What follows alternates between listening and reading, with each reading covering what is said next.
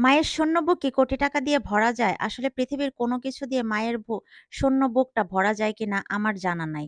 আসসালামু আলাইকুম এভরিওয়ান। কে কোথা থেকে আমার এই ভিডিওটা দেখছেন? আশা করি সবাই আল্লাহর রহমতে ভালো আছেন। দেশের যা অবস্থা তাতে আসলে কি বলবো, কি মানে বলাটা উচিত সেটাই আমরা ভাষা হারায়ে ফেলছি।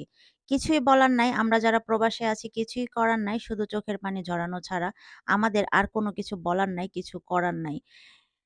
কোন অপরাধে যে এই মানুষগুলা এইভাবে দুনিয়া ছেড়ে চলে যাচ্ছে সেটাই বুঝি না। একটু ভালো থাকার আশা, একটু মা-বাবাকে নিয়ে সুখে থাকার সেটা কি তার ভুল ছিল? আমি জানি না। ওই মায়েদের শূন্য বুকগুলা আসলে কোনোদিন কোনো কিছু দিয়ে ভরবে কিনা। আমারা আমরা যারা মা আছি তাদের যদি বাচ্চারা দুনিয়া থেকে চলে যায় আমাদের শূন্য বুকটা কখনোই যেমন ভরবে না। যারা এই পৃথিবী ছেড়ে চলে গিয়েছে তাদের শূন্য বুকটাই সেই মায়েদের কষ্ট, আহাজারি শূন্য বুক কখনোই কেউ কোনোদিন কিছু দিয়ে ভরতে পারবে না। চোখের পানি ঝরানো ছাড়া, দোয়া করা ছাড়া আর আমাদের কিছুই করার নাই। তো যাই হোক, আল্লাহ সবাইকে বোঝার তৌফিক দান করুক। এখানে আর কিছুই বলার নাই। তো এখানে গিয়েছিলাম আ যারা জেদ্দাতে আছেন তারা তো বলদে কাবাইন চেনেনই। তো আমি গিয়েছিলাম কাবাইনে। এখানে কিছু রাইস কুকার ছিল, প্রেশার কুকার ছিল, কিছু স্টিমার ছিল। সবকিছুই দেখতেছিলাম। নেক্সট টাইম আমি কি নিবো সেটা ভাবতেছিলাম। এখানে আসছিলাম আমরা অন্য কিছু নিতে, সেগুলো আমরা দেখতেছি, মানে আপনার ভাইয়া দেখতেছে আর আমি এখানে ঘুরে আমার প্রয়োজনীয় জিনিসগুলা নিয়ে নিচ্ছিলাম।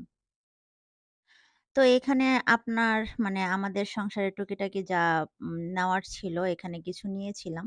সেগুলাই আপনাদের ভাইয়া ট্রাই করতেছিল। আসলে এগুলা সবকিছু ভালো আছে কিনা, ঠিক আছে কিনা। আর ওরা গ্যারান্টিও দিয়ে দিচ্ছিল কিভাবে মানে কয় বছর চলবে সেটাই আপনাদের ভাইয়া ওদের কাছ থেকে বুঝে নিচ্ছিল। তো এই যে এখানে অনেক সুন্দর কিছু টেডি বিয়ার ছিল, দেখতেই পাচ্ছেন। মা ছেলে মিলে দুষ্টুমি করতেছিলাম। আমার তুহিন বলতেছিল, আপনাদের ভালোবাসার তুহিন বলতেছিল, "এখানে এই বেবিগুলা কি সব তোমার?"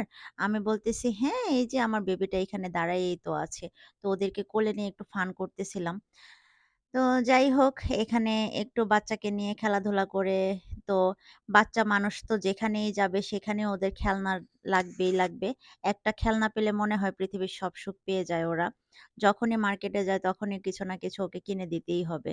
যাই হোক, এখানে আপনাদের ভাইয়াও একটা শেভিং মেশিন কিনে নিল। তো দেখতেছিল সবকিছু ওদের কাছ থেকে বুঝে নিচ্ছিল। চলে কিনা সেগুলা দেখতেছিল। তো আমার ভিডিওটা যদি আপনাদের কাছে ভালো লেগে থাকে, আ পাশে থাকবেন আশা করি। যতটুকু সাপোর্ট করে আপনারা এই পর্যন্ত এসেছেন আমাকে। আপনাদের ভালোবাসার কোনো মানে মূল্য হয় না। আমি আপনাদেরকে ধন্যবাদ দিয়ে ছোটও করব না। শুধু এতটুকুই বলব, আপনারা আমার পরিবারের একটা অংশ। আমাকে সাপোর্ট করে আমার পাশে থাকবেন, আপনার পরিবারের পাশে থাকবেন। যাই হোক, তো যদি পেজ থেকে দেখে থাকেন একটা লাইক, শেয়ার, কমেন্ট করে পাশে থাকবেন। আর যারা YouTube থেকে দেখে থাকবেন তারা সাবস্ক্রাইব করে আমাকে আরেকটু সামনে আগায় নেওয়ার পথ চলার পাশে থাকবেন। যাই হোক, এখানে কিছু কসমেটিক্স ছিল। অনেক সুন্দর কসমেটিকই এখানে ছিল। কি নাই এখানে সবকিছুই আছে। দোতলায় এটা, নিচের তলায় শাকসবজি, মাছ সবকিছুই পাওয়া যায় ফ্রেশ। তো দোতলায় যেহেতু কসমেটিক্স, ঘরের প্রয়োজনীয় যত কিছু আছে সবকিছুই আছে। একসাথে আসলে সবকিছুই কিনে নেওয়া যায়। তো আমরা এখানে কিছু কসমেটিক্সও নিয়ে নিলাম। আমার ছেলেটা এখান থেকে কিছু লিপস্টিক আমাকে বলতেছিল, "মাম্মি এটা পছন্দ, এটা আমার পছন্দ।" ওখান থেকে কিছু নিয়ে নিলাম। তো চলে যাচ্ছি বাসায়। আমার সাথে আমার একটা ছোট বোন ছিল। ও আমার পাশে আমাদের সাথে আসছিল।